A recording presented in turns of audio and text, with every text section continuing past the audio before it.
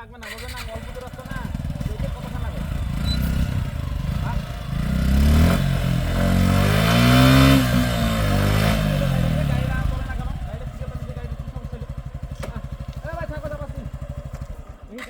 সমস্যা নাই তো কোনো তো সমস্যা নাই গাড়ি এই জায়গা থেকে আগায় না কেন ও দেখি আরেকবার যাই কেন লোকটা তাড়াতাড়ি যাওয়া লাগে বহুদূর রাস্তার ব্যাপার